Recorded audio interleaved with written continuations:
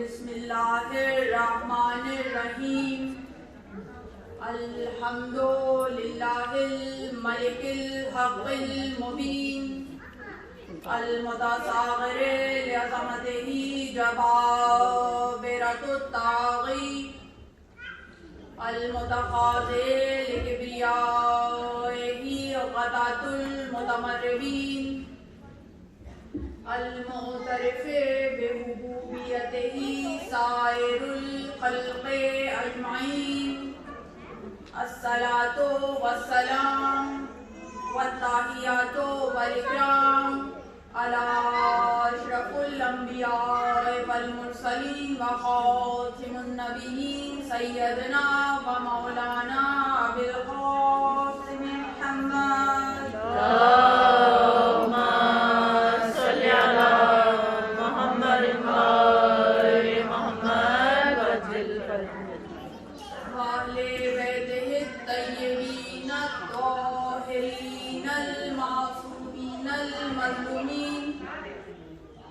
اما بعد فقد قال اللہ سبحانہ وتعالی فی محکم کتابہ المبین بسم اللہ الرحمن الرحیم فتمنوا الموت ان کنتم صادقین صلوات اللہم صل علی محمد وآل محمد وجل فرجہ۔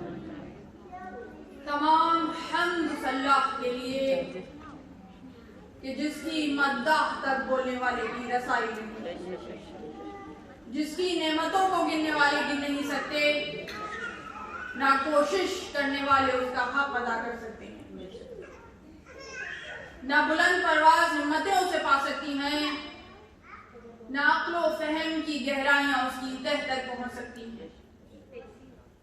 اس کے کمال ذات کی کوئی حد معین نہیں، نہ اس کے لیے توصیفی الفاظ ہیں، نہ اس کی ابتدا کے لیے کوئی وقت ہے کہ جسے شمار میں لایا جا سکے، نہ اس کی کوئی مدت ہے کہ جو کہیں پہ ختم ہو جائے۔ صلوات اللہم صل علی محمد وآل محمد وجل فرجہ۔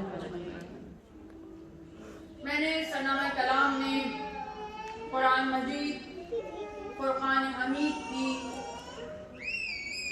ایک انتہائی خوبصورت آیت کے ایک حصے کی تلاوت کا شرف حاصل کیا۔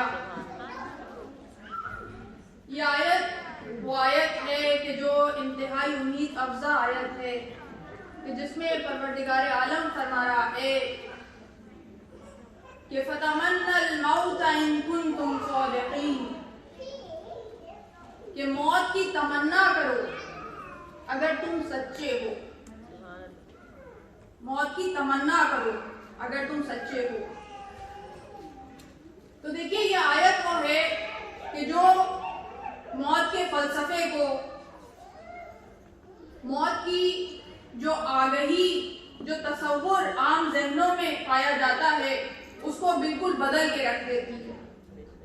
یہ آیت واضح کرتی ہے کہ موت کوئی وحشتناک تصور نہیں ہے، موت کسی ایسی کیفیت کا نام نہیں ہے کہ جو ڈیٹوریشن کا باعث ہو کہ ایک بہتر حالت سے ہم زبونحالی کی طرف جا رہے ہیں۔ نہیں، تمنا کا لفظ بتا رہا ہے، تمنا کا لفظ بتا رہا ہے کہ کسی کم درجے کی جگہ سے کسی اعلیٰ درجے کی طرف منتقل ہو جانے کا نام موت ہے۔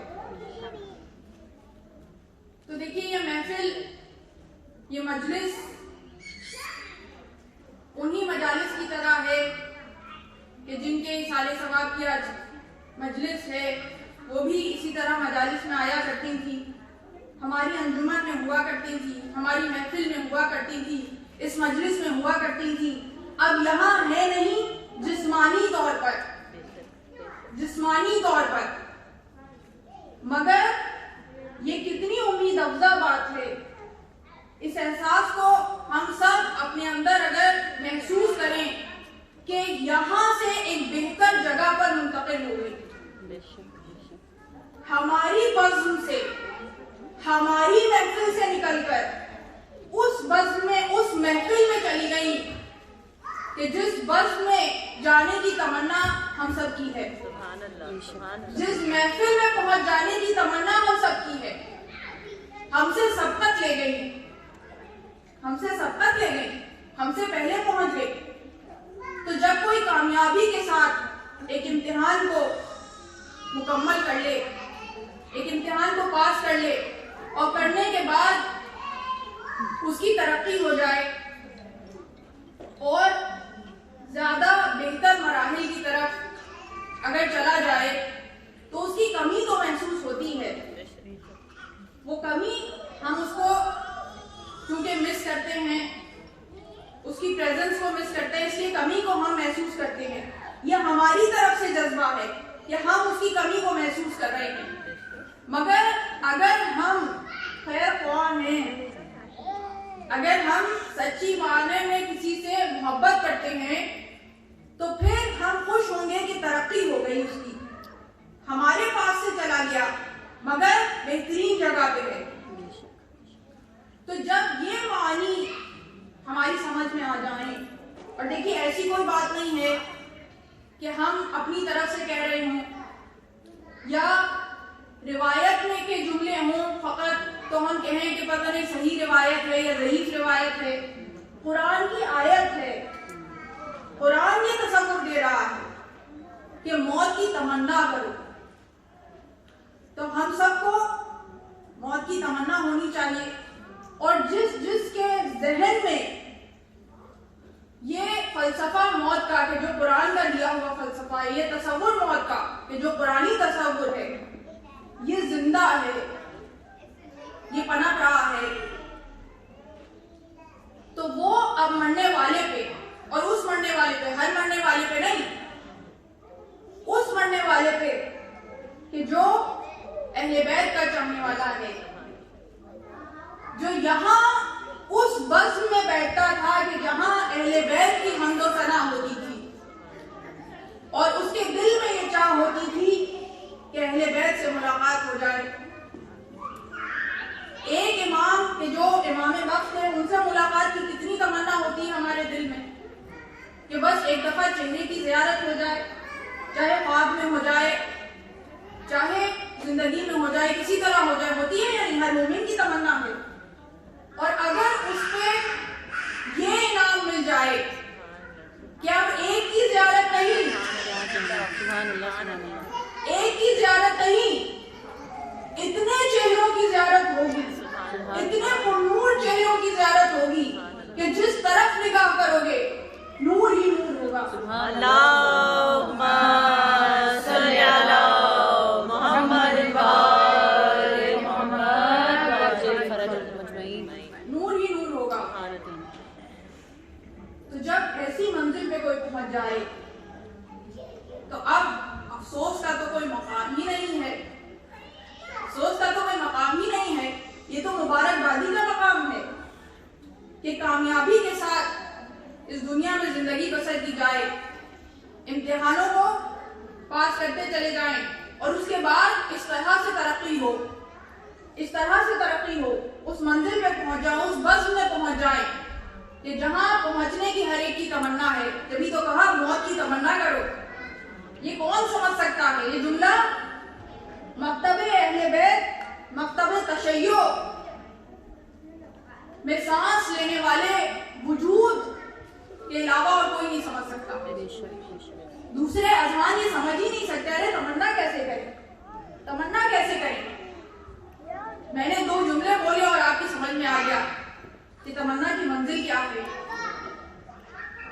جو صاحب خانہ ہیں اس وقت، اینب جو ہیں، ان کو بھی کہیے کہ مجلس میں آ کے بیٹھیے، اس لیے کہ یہ مطالب وہ مطالب ہیں کہ جو ان کے دل کی تشفی کا باعث ہوں گے۔ یہ مطالب منتقل ہونے ضروری ہیں، اس لیے کہ اس مجلس کا مقصد ہی یہ ہے کہ جہاں ایصال ثواب ہو رہا ہے، بہترین تحفہ ہے، بہترین تحفہ ہے۔ اور آج کا دن مولانا صاحب نے مجھے بتایا کہ ان کی سالگرہ کا دن بھی تھا، اس سے بہتر تحفہ انہیں کبھی ملا نہیں ہوگا۔ ظاہری زندگی میں بھی نہیں ملا ہوگا، اور اب ہم وہ تحفہ دے رہے ہیں جو وہاں کام آئے گا. جتنے تحفے ہوتے ہیں یہی رہ جاتے ہیں، جو مادے کے بنے ہوئے تحفے، مٹیریلسٹک تحفے یہی رہ جاتے ہیں. ہم وہ تحفہ یہاں سے بھیج رہے ہیں اور سب کا حصہ شامل ہوگا. وہ تحفہ بھیج رہے ہیں کہ جسے وہاں پا کر وہ مسرور ہو جائیں گے. تو ایک طرف تو یہ فائدہ ہے، دوسری طرف یہ ذکر وہ ذکر ہے بذات خود اہل بیت کا ذکر کہ جو دل پہ مرہم رکھنے کی بہترین صلاحیت رکھتا ہے. دلوں کے زخم اگر کوئی ذکر مندمل کر سکتا ہے تو وہ یہ ذکر ہے. اور کسی ذکر میں، کسی کیفیت میں بھی یہ طاقت نہیں ہے کہ وہ اس طرح سے کیتھارسس کرے، اس طرح سے اندر کا غبار نکال دے کہ پھر وہاں سکون ہی سکون ہو، اطمینان ہی اطمینان ہو. تو یہ ذکر یہ طاقت رکھتا ہے. اور اس کے بعد جب ہم یہ ذکر کریں گے جس میں ہم موت کا فلسفہ سمجھ لیں، تصور سمجھ لیں، اور پھر جب ہم اس محفل سے اٹھیں گے تو پھر دل میں کوئی ملال نہیں ہوگا، کوئی شکایت نہیں ہوگی، کوئی شکایت نہیں ہوگی. اور قرآن کی ایک اور آیت اور آیتوں کا سہارا لیتے ہوئے میں چلتی رہوں گی کہ اس سے فلسفہ آپ کے ذہنوں میں واضح ہوتا جائے گا کہ نحن قدرنا بینکم الموت، ہم نے تمہارے درمیان موت کو مقدر کر دیا، موت کو نافذ کر دیا. یعنی اگر موت خداوند عالم کی طرف سے نافذ نہ کی جاتی تو پھر موت کا کوئی تصور نہیں ہوتا، پھر موت کا کوئی تصور نہیں ہوتا. اب اگر کوئی سائنسی اعتبار سے کہے، سائنٹیفک علم کے اعتبار سے کہے، حالانکہ وہاں بھی نہ کوئی ایسی ریسرچ پائی جاتی ہے، نہ کوئی ایسی تھیوری ہے، نہ کوئی ایکسپیریمنٹ ہے، نہ کوئی لا ہے کہ جس جسم نے وجود میں آنا ہے اس نے موت کا مزہ بھی چکھنا ہے، وہاں ایسا کچھ تصور نہیں پایا جاتا. تو ضروری نہیں ہے کہ کوئی جسم ہو تو اس کی ایکسپائری ڈیٹ بھی ہو، ضروری نہیں ہے. اگر خداوند عالم موت کو مقدر نہ کرتا تو پھر ایکسپائر ہونا ضروری نہیں تھا.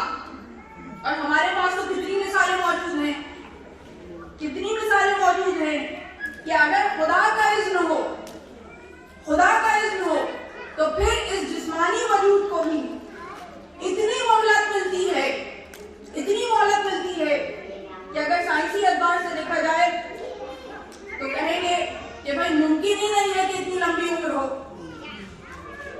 ممکن ہی نہیں ہے کہ اتنی لمبی عمر ہو.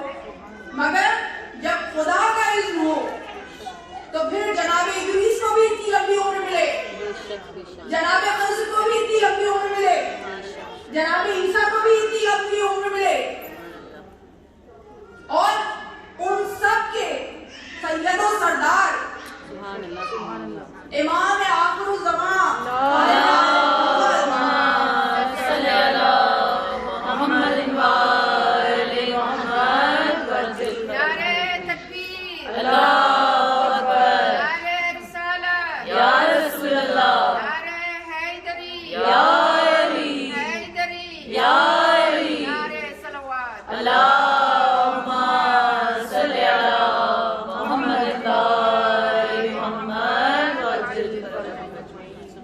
اتنی لمبی عمر ملے. اور فقط روحانی طور پہ عمر نہیں ہے اتنی لمبی، روحانی طور پہ تو تمام معصومین کی اتنی لمبی عمر ہے کہ آدم سے پہلے خلقت ہوئی اور قیامت کے بعد تک عمر چل رہی ہے. روحانی طور پر تو ایک مومن کی روح بھی کبھی موت کا شکار نہیں ہوتی. مومن کی روح کو موت نہیں ہے، روح تو لافانی ہے، اسے فنا نہیں ہے، بقا ہے. اور کس روح کو بقا ہے کہ جو ان دائمی وجود کے ساتھ، ان دائمی شخصیات کے ساتھ خود کو متصل کر لے، تو اس کے لیے بقا ہی بقا ہے، فنا تو ہے ہی نہیں. مگر یہ وہ وجود ہیں جن کی میں نے مثالیں دی، یہ وہ ہیں کہ جو جسمانی اسباب کے ساتھ، اپنے اجسام کے ساتھ طویل عمر پائے ہوئے ہیں اور آج بھی اپنے پورے وجود کے ساتھ زندہ ہیں. امام زمانہ کا زندہ وجود ہے. لیتا ہوا زندہ وجود، جسمانی طور پہ زندہ وجود ہم اگر محسوس کریں اس طاقت کو، ان کے وجود کو، ان کے ہونے کو، تو پھر ہمیں احساس ہوگا.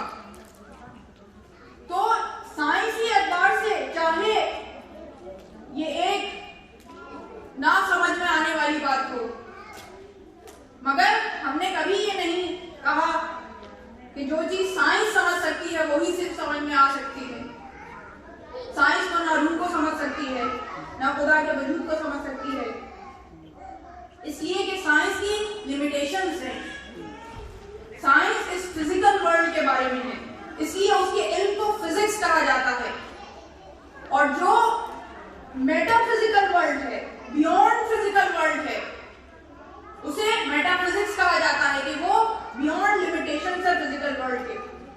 تو وہ اس کی دسترس میں ہے ہی نہیں، اس لیے وہ سمجھ ہی نہیں سکتے. مگر قرآن مثالیں دے دے کر سمجھا رہا ہے، قرآن مثالیں دے دے کر سمجھا رہا ہے کہ جب کسی پیغمبر کو بھی موت سمجھ میں نہیں آتی تو کس طرح سمجھایا جاتا ہے کہ موت کو طاری کر دیا جاتا ہے. کئی سو برس کے بعد اٹھایا جاتا ہے، اور اٹھانے کے بعد جو کھانا اور پانی ہے وہ اسی طرح تازہ. آپ وجود کو نہیں سمجھ سکتے کہ جسم کو اتنی لمبی عمر کیسے مل سکتی ہے، مگر خدا اس کھانے کو کہ جو 2 دن سے زیادہ تازہ نہیں رہ سکتا اسے تازہ رکھ کے بتاتا ہے کہ ہم ہیں کہ جو زندگی کا سرچشمہ ہیں. جو ہم سے منسلک ہو جائے اس در پہ آ کے دانو عدد طے تو کریں. ہر زخم کا مرہم اس در سے مہیا کیا جاتا ہے. تو اب کسی کے دل میں یہ ملال نہ رہے، کسی کے دل میں کوئی یہ غم نہ رہے کہ جیسا خدا نہ خواستہ کوئی ایسا کام ہو گیا کہ جو ہماری برداشت سے باہر ہے. نہیں، جس وقت آپ نے تصور، وہ تصور کہ جو قرآنی تصور ہے موت کا، اس کو سمجھ لیا تو پھر آپ کے دل پہ اطمینان اترنا شروع ہو جائے گا. وہ مس کرنا اپنی جگہ ہے، کسی کی پریزنس کو مس کرنا، وہ خلا تو ساری زندگی قائم رہتا ہے، اس خلا کو کوئی پٹ نہیں کر سکتا، وہ خلا اپنی جگہ ہے. مگر جب یہ بات سمجھ میں آنی شروع ہو جائے کہ وہ یہاں سے بہت بہتر مقام کی طرف چلا گیا، تو اب کوئی ملال نہیں ہے، اب رشک کی کیفیت ہے. اب رشک ہے اس وجود پہ کہ ہماری بزم سے نکل کر اس نورانی بزم میں چلے گئے، یہاں سے وہاں منتقل ہو گئے. انتقال اسی سے نکلا ہے، منتقل ہو جانا، منتقل ہو جانا. تو ہمارے ہاں تو 2 ہی الفاظ ہیں موت کے اظہار کے لیے. موت کے اظہار کے لیے 2 ہی الفاظ ہیں، یا شہادت ہے یا انتقال ہے، یا شہادت ہے یا انتقال ہے. اور سب سے بڑھ کر جو روایات میں معصومین علیہ السلام کی، وہ آگے بڑھ کے سہارا دیتی ہیں کہ جو چاہنے والا ہے محمد محمد کا، اس کا ظاہری طور پہ صرف انتقال ہو رہا ہے، ظاہری طور پہ انتقال ہو رہا ہے. شہادت کے کوئی اثرات نہیں ہیں، کوئی اسباب نہیں ہیں، طبعی موت طاری کی گئی. مگر اب چونکہ روحانی طور پر ان شخصیات سے متصل ہے تو اب اس کی طبعی موت بھی ایسی موت ہے کہ جو شہادت کی موت ہے.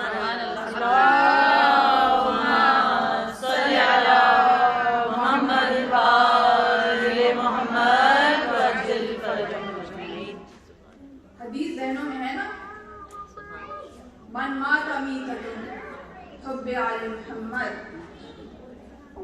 تو اب یہ جب فلسفے ہمارے سامنے ہوں تو پھر کس طرح سے ہم افسوس کر سکتے ہیں. ہاں، رشک کر سکتے ہیں، تمنا کر سکتے ہیں.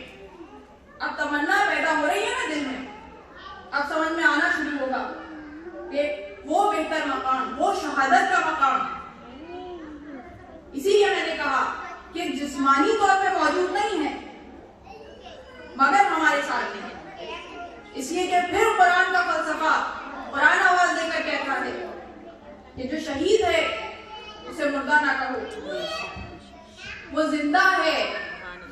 ہماری طرف سے رزق پاتا ہے. کون سا رزق پاتا ہے؟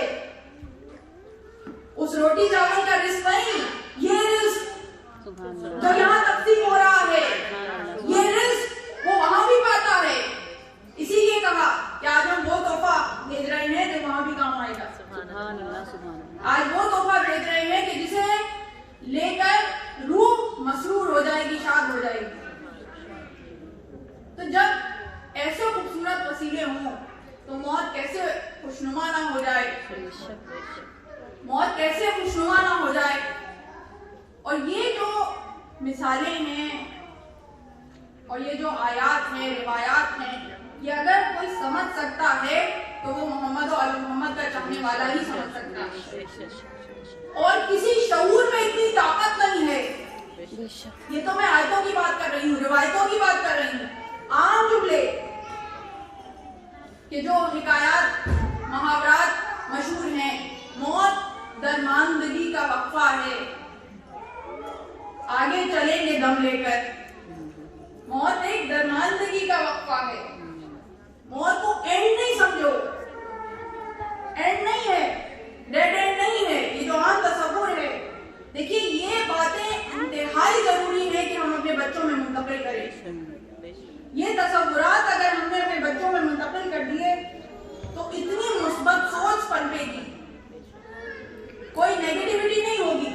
اس لیے کہ نیگیٹیوٹی وہاں کا ہوتی ہے، مایوسی وہاں ہوتی ہے، ڈپریشن وہاں ہوتا ہے کہ جہاں ڈیڈ اینڈ ہوتا ہے کہ اس سے آگے کچھ نہیں ہے، اس سے آگے کچھ نہیں ہے.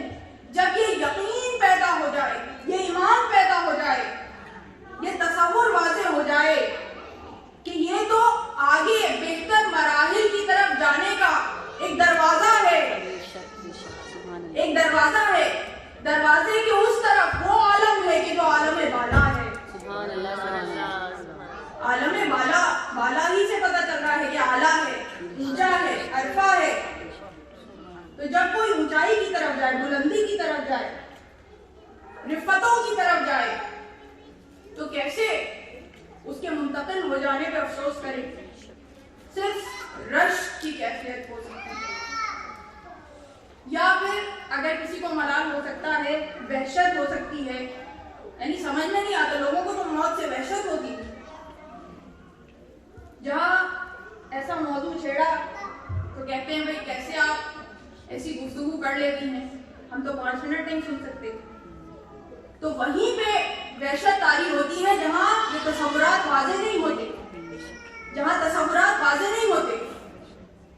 اور اگر وحشت دور ہو جائے، تصور واضح ہو جائے، تو پھر اب یہ تصور وحشت ناک نہیں ہے، یہ تصور وہ تصور ہے کہ جو دل نشین ہو جائے گا.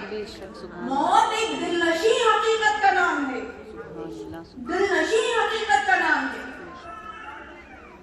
اور کوشش کر رہی ہوں کہ آپ کے سامنے وہ دل نشینی واضح کرتی چلی جاؤں، دل نشینی واضح کرتی چلی جاؤں کہ جب کوئی اس مجلس کے بعد اٹھے تو پھر وہ مرحومہ کی قسمت پہ ناز کرتا ہوا اٹھے، مرحومہ کی قسمت پہ ناز کرتا ہوا اٹھے.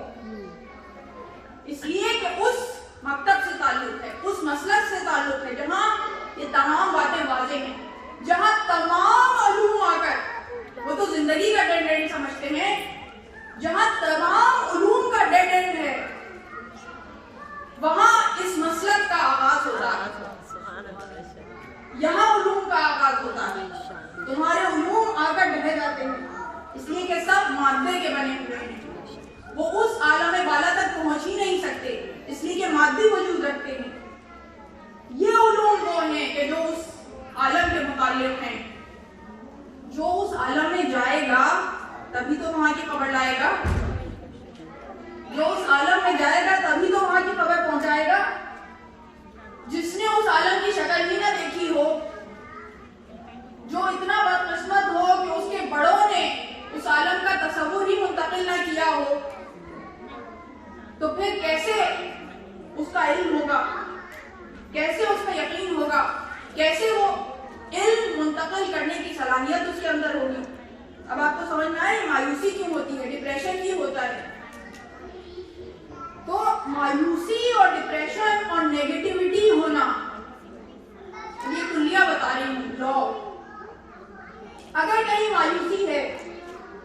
नेगेटिविटी है, डिप्रेशन है, तो इसका मतलब है कि समझ जाए यहाँ इल्म नहीं है। अंधेरा वहीं होता है जहाँ क्षमा रोशन नहीं होती, अंधेरा वहां होता है जहाँ क्षमा रोशन नहीं होती। कितना ही गुप्त अंधेरा क्यों ना हो, फकत एक क्षमा रोशन हो जाए तो रोशनी ही रोशनी फैल जाती है, रोशनी ही रोशनी फैल जाती है।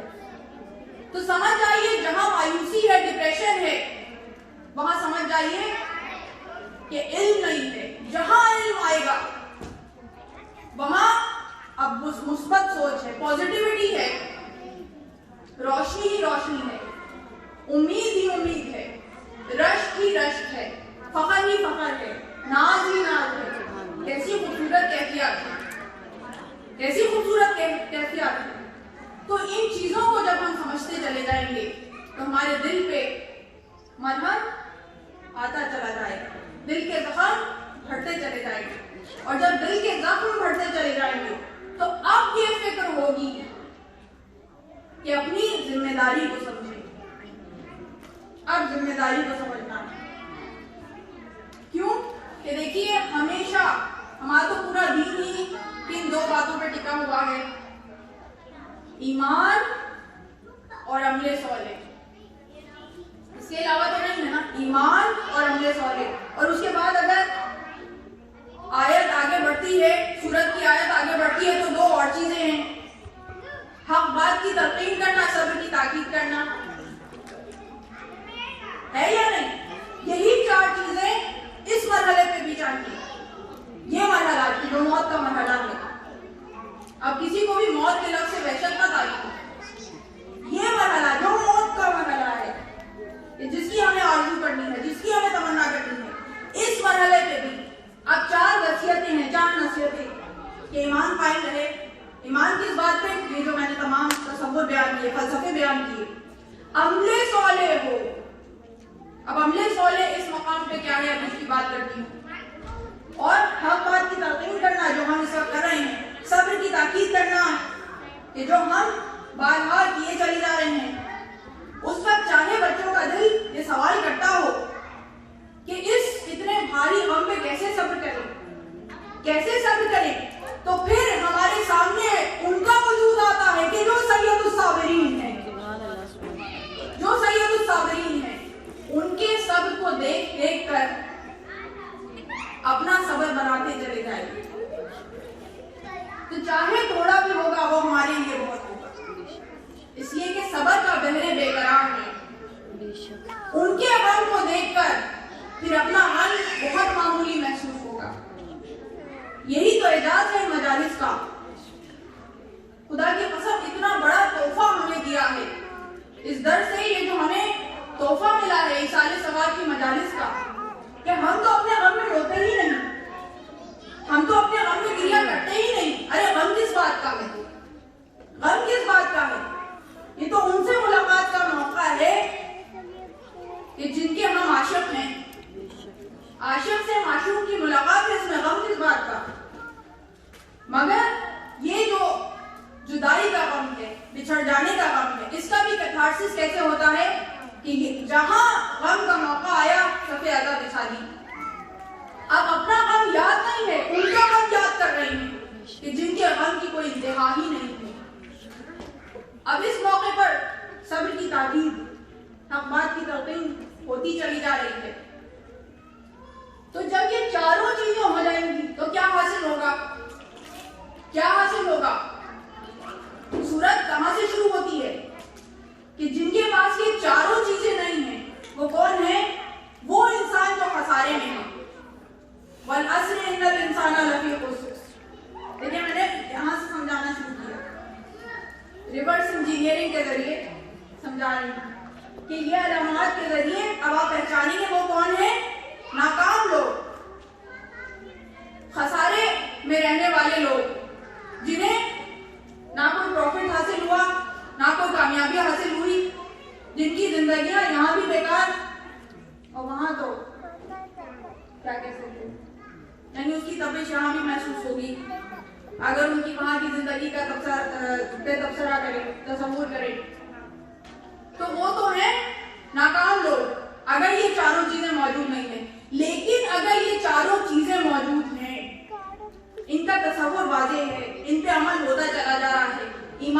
عمل صالح، حق کی تلقین، صبر کی تاکید، یہ چاروں انگریڈینٹس پورے ہوتے چلے جائیں تو اب آپ بتائیے کوئی غم رہے گا، کوئی نیگیٹیوٹی رہے گی، کوئی ڈپریشن ہوگا، کوئی افسوس ہوگا؟ نہیں، کیا ہوگا؟ کامیابی ہی کامیابی، فلاح ہی فلاح۔ تو 3 انگریڈینٹ میں نے آپ کو سمجھا دیے۔ چوتھا عمل صالح، کیا کرنا کیا ہے؟ اب کرنا کیا ہے؟ تو کرنے کی 2 چیزیں ہیں اس وقت کہ جس سے خود کو بھی سہارا مل جائے کہ جو صاحب غم ہے، اور اس کو بھی سہارا ملتا رہے کہ جو اگلے عالم میں گیا ہے، جو ایک ایسے نئے سفر پہ گیا ہے جس کی منزلیں نئی ہیں، وہ اس سے آشنا نہیں ہے۔ اور مائیں تو ایسی ہی ہوتی ہیں، بچے تو سمجھ سکتے ہیں نا، ذرا بچے بڑے ہوتے ہیں تو انہیں ماؤں کی فکر ہونے لگتی ہے۔ اگر ماں باہر جائے خود اکیلی، بار بار فون کر کے پوچھتے ہیں ٹھیک ہے نا، سمجھ میں آ رہا ہے، جی پی ایس پہ راستہ لگا کے دیتے ہیں، اچھی طرح سمجھا دیتے ہیں، مائیں گھبرائی بھی ہوتی ہیں۔ تو جب ایسے سفر پہ بھیج رہے ہیں کہ جس سفر پہ پہلے نہیں گئے، جس کی مناظر اجنبی ہیں، سنا تو ہے بارہا مگر ظاہر ہے واقف تو نہیں ہے نا، واقف سننا اور ہے، جانا اور ہے۔ تو اب عمل صالح کیا ہے ان کے لیے جو یہاں رہ گئے؟ عمل کرنے کا، رسپانسبلٹی اٹھانے کا وقت ہے۔ صرف آنسو نہیں بہانا ہے، آنسو ان کے غم میں بہائیے کہ جن کے غم میں بہانے سے آپ کو صبر حاصل ہوتا جائے گا، یا اپنے اس غم کو کم کرنے کے لیے اور کامیابی حاصل کرنے کے لیے، مرحوم کے لیے بھی اپنے لیے بھی۔ تو اب عمل صالح کیا ہے کہ جس سے انہیں بھی سہارا ملتا رہے، آپ کا بھی غم ختم ہوتا چلا جائے۔ تو اب یہاں سے وہ چیزیں وہاں بھیجیے کہ جو وہاں کام آنے والی ہیں۔ اب دیکھیے، ویسے میں کہوں مثال ثواب کے لیے مجلس کریں، قرآن پڑھیں، فلاح سورت پڑھیں، تو ہر ایک کے ذہن میں ہوگا یہ تو ہمیں پتا ہی ہے، کون سی نئی بات بتائی ہوں، اور ظاہر ہے میں اگر بتانا چاہوں تو شاید میں نہ سمجھا سکوں، لیکن اگر کسی ایسے کے تجربے کو آپ کے سامنے بیان کروں جو بھی تازہ اس غم سے گزرا ہو اور صاحب علم بھی ہو، تو اس نے ایسا کیا عمل کیا کہ وہاں جانے والے کے لیے سہولت فراہم ہوتی رہی، آپ یہاں سے بیٹھ کے فیسیلیٹیٹ کرتے رہے۔ تو ابھی جو عالم دین ہے مرتضیٰ علی زیدی صاحب، ان کے جوان بیٹی کی موت ہوئی، آپ سب جانتے ہیں کتنا بڑا غم ہے، مگر کس بہادری کے ساتھ انہوں نے مقابلہ کیا، یعنی سارے ثواب کی مجلس بھی خود پڑھی، بہت دل گردے کی بات ہے، جگر میں بڑی طاقت چاہیے، خود صاحب غم ہوتے ہوئے مجلس سے خطاب کرنا، مگر انہوں نے کی، کیوں؟ تاکہ سبق مل جائے، تاکہ ان ایکسپیرینسز کو میں شیئر کر سکوں۔ تو انہی ایکسپیرینسز میں انہوں نے ایک بات کہی، انہوں نے کہا کہ اب اس موقع پر ظاہر غم بہت ہے، دل پھٹا جاتا ہے غم سے، اس جدائی سے، مگر جو صاحب علم ہوتا ہے اسے احساس ہوتا ہے کہ اب میری ذمہ داری کیا ہے۔ وہ یہ نہیں ہوتا کہ نٹھال ہو کے سب کچھ چھوڑ دینا ہی، وہ ذمہ دار بنتا ہے، اور حسین کا چاہنے والا کبھی ایسا نہیں ہو سکتا جو غیر ذمہ دار ہو جائے، وہ ہوگا جو ذمہ دار بنے گا، چاہے غم سے دل پھٹ رہا ہو مگر کمر کو تھام کے کھڑا ہوگا کہ اب عمل کی منزل کیا ہے۔ تو اس موقع پر انہوں نے کہا کہ میں بار بار ان مناظر کو سوچتا تھا، ان مشکلات کو سوچتا تھا۔ ظاہر ہے عالم کے طور پہ زیادہ باتیں واضح ہوتی چلی جاتی ہیں کہ وہاں برزخ کی کیا منزلیں ہیں، کیسی کیسی گھاٹیاں ہیں، کیسی کیسی منزلیں ہیں جہاں سے ہمیں گزرنا ہے، اور کتنا طویل سفر ہے، جتنا بھی زیادہ راہ ہو وہ کم ہے، جتنا بھی زیادہ راہ ہو وہ کم ہے۔ تو آپ اس مقام میں کہتے ہیں کہ اب میں نے یہ سوچنا شروع کیا کہ وہاں کن کن چیزوں کی ضرورت ہوگی، کب پیاس کا غلبہ ہوگا، کب نقاہت کا عالم ہوگا۔ اب یہ وہ پیاس اور نقاہت نہیں ہے جو یہ جسمانی غذا ہے اس سے پوری ہو، اس کے لیے روحانی غذا چاہیے۔ تو اب چونکہ کم عمر بچہ ہے تو میں نے چاہا کہ کچھ ایسی ہستیاں ہوں جو سرپرست بن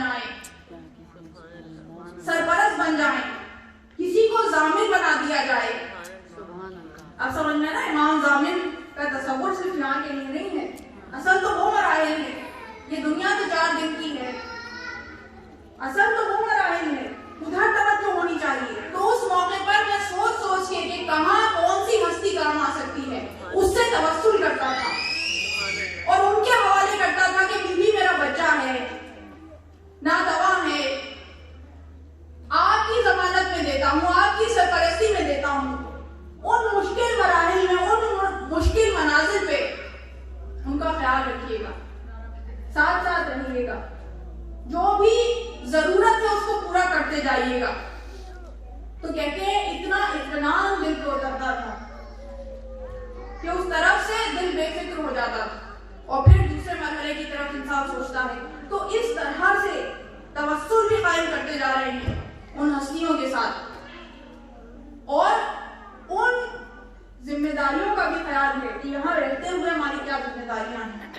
تو پڑھ کے جو بھیجنا ہے وہ تو ہے ہی اپنی جگہ، اور صرف یہ نہیں کہ آپ قرآن پڑھتے جائیں، سمجھ کے پڑھیں،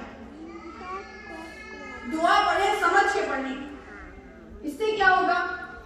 اس سے آپ کے دل پہ بھی صبر اترنا شروع ہو جائے گا۔ سمجھ کے پڑھیں گے نا تو پھر آپ کے دل میں بھی مرہم آتا چلا جائے گا۔ تو ایک تو یہ ذمہ داری، دوسری یہ ذمہ داری کہ یہاں موجود جتنے لوگ ہیں جن کا آپ سے رشتہ ہے، ان رشتوں کو سنبھالتے ہوئے چلتے جائیے۔ یہ نہیں کہ غم سے نڈھال ہو کے آپ یہ سمجھیں کہ اب ان پہ توجہ ہم کم کر سکتے، نہیں، زیادہ توجہ کے ساتھ، اس لیے کہ ذمہ داری کو سمجھنا ضروری ہے۔ اور اس کے بعد جب دل دکھا ہوا ہوتا ہے تو انسان بہت سارے ایسے کام کر سکتا ہے جو عام انسان کے بس کی بات نہیں ہے۔ اور آپ دیکھیے جتنے بڑے بڑے کام مومنین اس دنیا میں اگر کرتے ہیں تو انہی خاص لمحات کے بعد کرتے ہیں۔ کسی نے اگر کینسر کے مرض میں اپنے ماں باپ کو کھویا ہو تو پھر وہ کینسر کا اسپتال بناتا ہے۔ کسی نے دیکھا ہو کہ چھوٹے بچے یتیم ہو گئے تو وہ ایسا یتیم خانہ بناتا ہے کہ جہاں لوگ یتیم پرور ہوں۔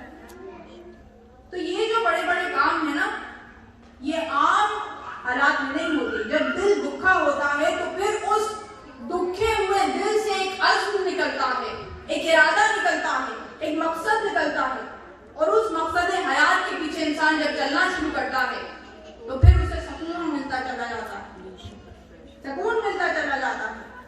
تو یہ وہ تمام کنجیاں ہیں، یہ وہ تمام چابیاں ہیں، یہ تمام وہ مفتوحات ہیں کہ جو صاحب عزا کے، صاحب غم کے ہاتھ میں ہم اگر دے دیں تو اس سے بہتر تحفہ اس کے لیے کوئی نہیں۔ اور یہ وہ تحفہ ہے کہ پھر وہاں جو مرحومہ ہیں ان کے لیے جو ہم تحفہ بھیج رہے ہیں اس کا اب ثواب کبھی نہ ختم ہونے والا ہوگا، اس لیے کہ صدقہ جاریہ برات آئے گا۔ تو ایسے کام کرنا، اگر ابھی سمجھ میں نہیں آ رہا کہ کیا کام کیا جائے تو بس یہ سمجھ لیں کہ ایسا کام کیا جائے جو صدقہ جاریہ ہو، جو صدقہ جاریہ ہو، تو وہ مرحومہ کے لیے بھی باعث سعادت ہے اور خود آپ کے لیے بھی باعث سعادت ہے، اور صرف آپ ہی کے لیے کیا پوری نسلوں کے لیے باعث سعادت ہے۔ ایک مرتبہ صلوات بھیجیے محمد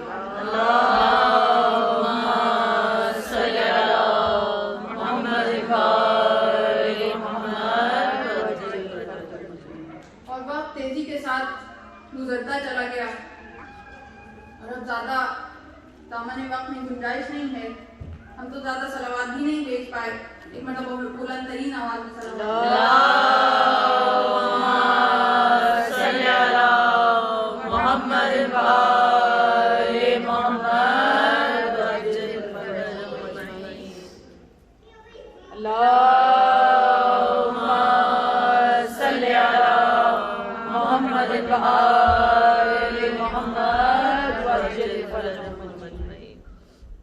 تو اس طرح سے اگر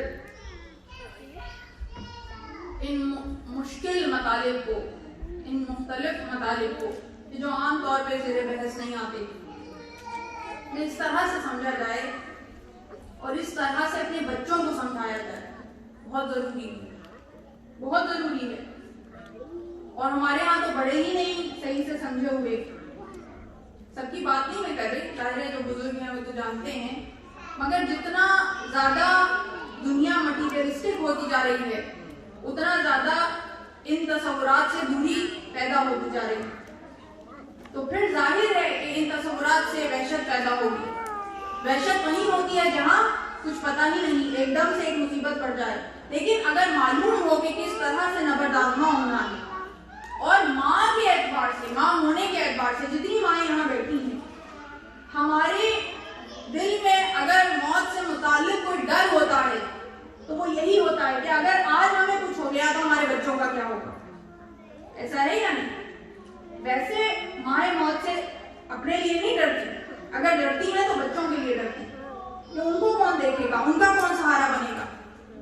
تو ویسے تو ایک تو یہ بات سمجھ لینی چاہیے کہ سب سے بڑا سہارا خداوند عالم ہے. ہم بھی اگر وسیلہ بنے ہیں تو اسی نے وسیلہ بنایا. اور دوسری بات یہ کہ سب سے بہتر طریقہ یہ ہوتا ہے کہ اپنے چاہنے والوں کو انسان مضبوط کر دے, کہ جب ہم چلے جائیں تو وہ اس قابل ہوں کہ ان مشکلات کا مقابلہ کر سکیں.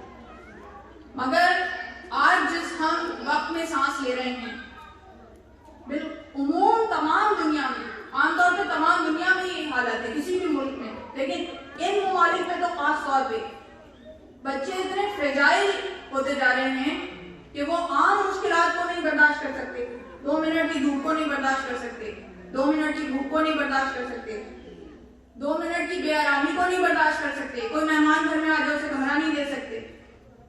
حالانکہ سڑک پہ نہیں سلاتے بچوں کو, تک گھر میں ہی کہیں سلاتے, مگر تیار نہیں ہے, اس لیے کہ اتنی آسائش کی, اتنی آرام کی عادت پڑ گئی, ہم نے لاڈ پیار میں ڈالی.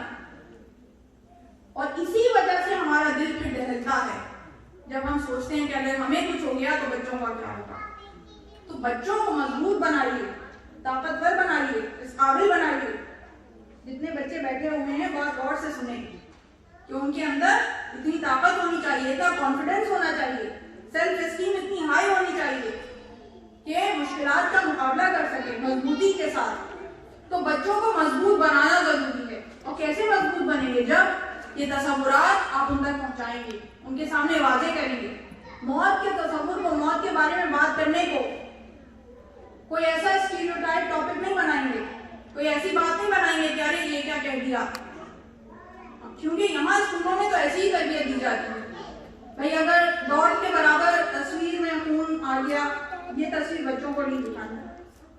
ایسا ہے یا نہیں؟ اب چاہے دوسری قوموں میں جا کے دوسری قوموں کے پوری نسلوں کا سر قلم کرتے رہیں, خون بہاتے رہیں, مگر یہاں ایک ایسا آرٹیفیشل سسٹم بنایا ہوا ہے کہ جو حقیقتیں ہیں ان پہ پردہ ڈالتے چلے جاؤ.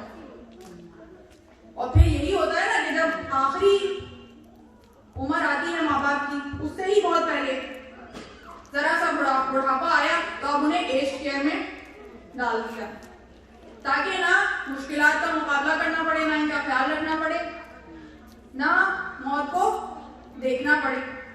اور اب تو کووڈ نے تو بالکل ہی تمام چیزوں پہ آخری کیل ٹھوک دی کہ اب تو جنازے میں بھی شامل ہونے کی ضرورت نہیں, وہیں سے فون کر کے کہو اتنی دفنا دو. تو جب اس طرح سے بے حسی ہو اپنے خون کے رشتوں میں تو یہ بے حسی گھولی جا رہی ہے. مگر ہماری ذمہ داری تو ہے نا کہ اس بے حسی کی چادر کو چاک کر کے ان کے اندر احساس کا جذبہ پیدا کریں. احساس کا جذبہ, دوسرے کا احساس کرنا. اس کا آغاز کہاں سے ہوگا کہ وہ آپ کا احساس کرنا شروع کرے, اپنے بہن بھائیوں کا احساس کرنا شروع کرے, اپنے رشتہ داروں کا احساس کرنا شروع کرے, سب سے بڑھ کر مومن کا احساس کرنا شروع کرے. اگر آپ نے یہ جذبہ اپنے بچوں کے اندر پیدا کر دیا, صرف یہ جذبہ, کوئی بہت مشکل بات نہیں کہہ رہی کہ میں نے کہا کہ بچوں کو مضبوط بنائیں تو بڑے پریشان ہو گئی, میں اتنا ہوم ورک دے دیا, مگر ہوم ورک زیادہ نہیں ہے, چھوٹا سا ہوم ورک بتاؤ, احساس کا جذبہ پیدا کریں.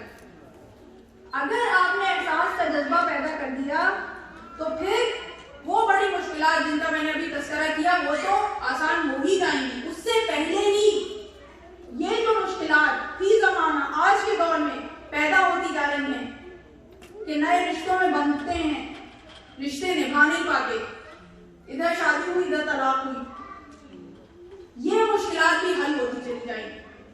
اس لیے کہ انسان اگر انسان کا احساس کرنا شروع کر دے اور اس سے پہلے سب سے پہلے یہ سوچے کہ میں مومن ہوں اور مومن کا احساس کرے، تو پھر کوئی رشتہ نبھانا مشکل نہیں ہے، کوئی رشتہ نبھانا مشکل نہیں ہے۔ پھر رشتے ٹوٹیں گے نہیں، ایسے رشتے بنیں گے کہ جو تا حیات تا ابد قائم رہیں گے۔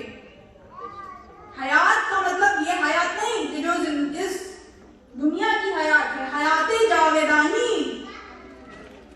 تب تک جو تعلق قائم رہنے والا ہے وہ ایک مومن کا دوسرے مومن سے ہے۔ یہ احساس اگر ہم پیدا کرنے میں کامیاب ہو گئے تو پھر پریشانی کی بات نہیں ہے، پھر ہمارے دل کو سکون ملتا چلا جائے گا۔ تو یہ وہ عمل کی باتیں ہیں کہ جن پہ اگر ہم عمل کریں تو ہمارے لیے یہ تمام مشکل مراحل آسان ہوتے چلے جائیں گے، اور ہمارے سامنے تو وہ ہستیاں ہیں، وہ شخصیات ہیں کہ جنہوں نے ان مشکل مراحل کا اس وقت مقابلہ کیا کہ جس وقت ہم تصور بھی نہیں کر سکتے، جس وقت ہم تصور بھی نہیں کر سکتے۔ جس بیوی کا تذکرہ ان ایام میں کیا جا رہا ہے، یہ بھی ہمارے لیے سعادت ہے، یہ بھی سعادت ہے کہ اس بیوی کا تذکرہ کیا جا رہا ہے، وہ بیوی کے جس نے اپنے بچوں کی اس طرح سے تربیت کی کہ حسن و حسین جیسے بچے بنے۔ اب کوئی یہ کہے کہ بھائی حسن و حسین تو معصوم تھے، تو اگر حسن و حسین کی تربیت کی تو وہیں زینب و ام کلثوم کی بھی تربیت، کیسی تربیت کی، کیسی تربیت کی کہ ایسی زینب نے زندگی گزار کے دکھائی کہ ثانیہ زہرا کے نام سے مشہور ہو گئی۔ آسان بات نہیں ہے ثانیہ زہرا کا لقب پانا، آسان بات نہیں ہے، مگر یہ سیدہ زہرا ہی کر سکتی ہے۔ اور یہ معجزہ، یہ کارنامہ کتنے دنوں میں کر کے دکھایا؟ صرف چند سالوں میں، صرف چند سالوں میں۔ زیادہ موقع تو دیا ہی نہیں کہ اپنے بچوں کے ساتھ رہ پاتی، صرف چند سال، ننھے ننھے سے بچے، ان ننھے ننھے سے بچوں کو چھوڑ کر چلے جانا۔ ہم تو اپنے جوان بچوں کو چھوڑتے ہوئے سوچتے ہیں تو ہمارا دل دہلنے لگتا ہے، ننھے ننھے سے بچے تو کتنا زیادہ ہمارے لیے سبق کی منزل ہے، کتنا زیادہ سبق کی منزل ہے کہ ان کی ایسی تربیت بھی تھی، سارے گھر کے کام بھی کرتی ہیں، خود اپنے ہاتھ سے کرتی ہیں، آخری وقت تک کرتی رہی کہ جس وقت آخری وقت میں جانے کا، کمرے میں جانے سے پہلے بھی یہ وصیت کر کے گئی کہ جب بچے آئیں تو انہیں پہلے کھانا کھلا دینا، کھانا تیار کر کے گئی ہے۔ اور کس حالت میں کھانا تیار کر کے گئی ہے؟ بالکل ٹھیک ٹھاک نہیں تھی، زخمی حالت، غموں سے چور دل، مگر اس کے باوجود اپنے وظیفے کو پورا کرتی جا رہی تھی کہ بچوں کا خیال ہے، پہلے کھانا کھلانا پھر خبر دینا۔ اور صرف یہ ذمہ داریاں تو بیوی نے ادا نہیں کی، صرف یہ ذمہ داریاں تو ادا نہیں کی، چکیاں اتنی پیسی کہ ہاتھوں پہ چھالے پڑ گئے۔ کوئی یہ سوچے کہ بھائی ایسا کون سا کھانا بنایا، 6 لوگوں کا کھانا، اس میں ہاتھوں پہ کیوں چھالے پڑ جاتے تھے؟ حالانکہ زیادہ تر وہ لوگ روزے کی حالت میں رہتے تھے، مگر خانہ فاطمہ سے فقط 6 لوگوں کا کھانا نہیں بنتا تھا۔ جو مسجد نبوی میں اصحاب صفہ تھے، ان اصحاب صفہ کا 40-50 لوگوں کا کھانا روزانہ بیوی کے گھر سے بن کے جاتا تھا، اور آخری دن تک یہ ذمہ داری نبھاتی رہی، یہ ذمہ داری نبھاتی رہی۔ تو یہ تمام ذمہ داریاں ادا کر رہی ہیں، اور اس کے بعد عبادت ایسے کرتی ہے کہ پوری رات عبادت میں مصروف ہوتی ہے۔ یہ روایات کے جملے ہیں کہ جس وقت بیوی نماز کے لیے قیام کی حالت میں کھڑی ہوتی ہے، محراب عبادت میں کھڑی ہوتی ہیں، تو اب عرش سے فرشتے جمع ہو جاتے ہیں، اور جمع ہونے کے بعد فرش والوں پہ ناز کرتے ہیں کہ کیسا ستارہ، کیسا ارجمند ان فرش والوں کے درمیان موجود، ایسی عبادت کی جس پہ فرش والے ناز کریں۔ اور یہ وہ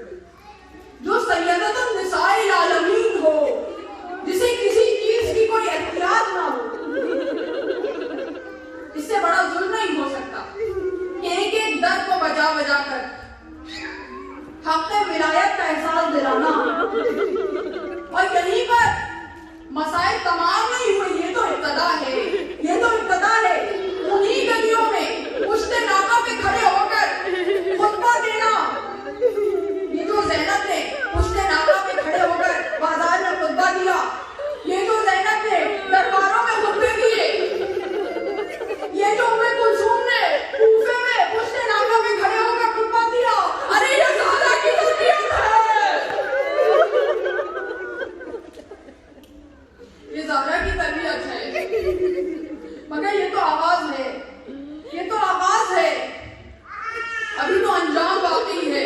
और मैं तो ये कहूँगी कि शायद बीवी ने भी ना सोचा होगा कि मसाइब की ये इंतहा होगी, ये उम्मत ये सलूक करेगी मेरे साथ, उम्मत ये सलूक करेगी कि ये मासूमा, ये मखदूमा मासूम की कब्र पे आकर हाथ रखकर वो जुमले कहेंगी, वो मछली के मशहूर जुमले।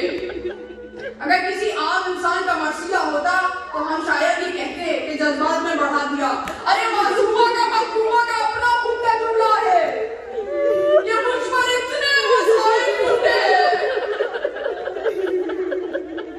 कि अगर रोशन दिनों में पढ़ते तो तारीख रातों में बदल जाते। वो कौन से मसाइल है? अरे मसाइल की इंतहा सुनेंगे तो बर्दाश्त नहीं कर सकेंगे। जब इब्तिदा होती तो इंतहा क्या होगी? तो इंतहा का आलम ये है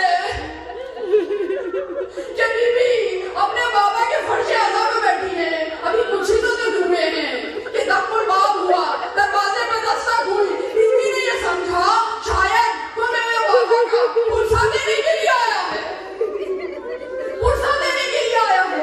दरवाजे पे गई तो आवाज दिया, रैली को बाहर भेजो।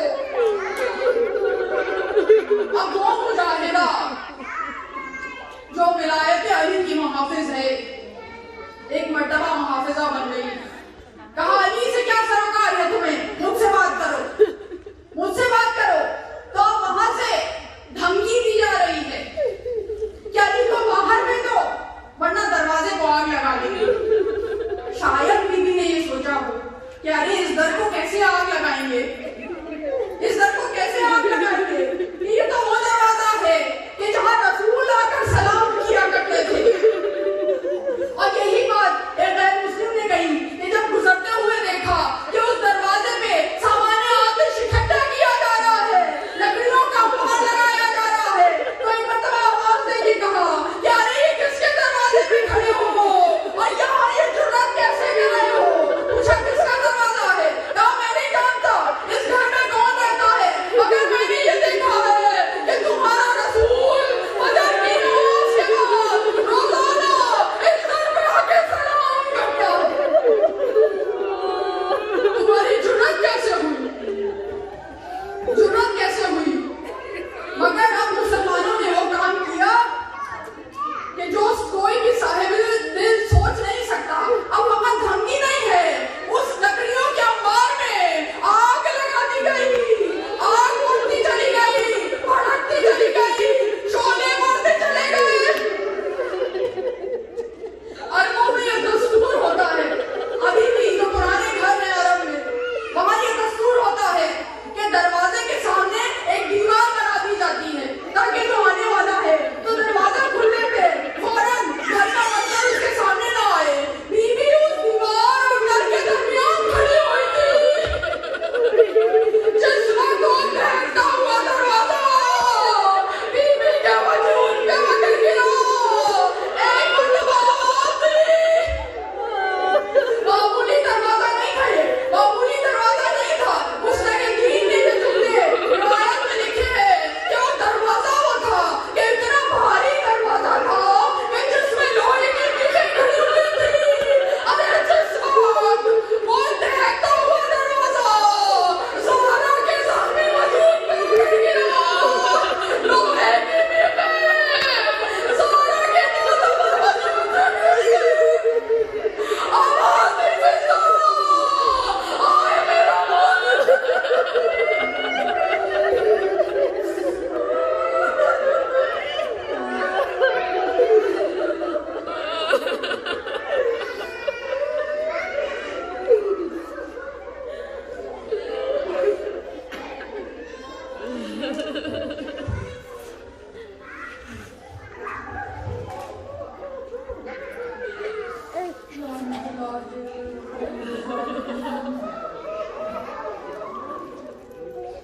हमारे पुरुषों को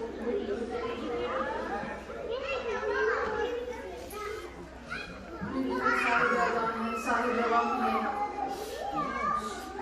ان کے دلوں کو صبر اور ڈھارس عطا فرما، جو مظلومہ ہیں ان کے درجات کو بلند فرما، جو قبر و برزخ کے مراحل ہیں ان کو آسان فرما، اور وہ مدد ان کے لیے بھیج کہ جس مدد کے بعد کسی مددگار کی ضرورت نہیں رہتی، اس لیے کہ مظلومہ علی مرتضیٰ کی ماننے والی ہیں، علی مرتضیٰ کی چاہنے والی ہیں۔ علی ہر مشکل میں گرفتار کے مشکل کشا ہیں، مظلومہ کی بھی مشکلات کو آسان فرما۔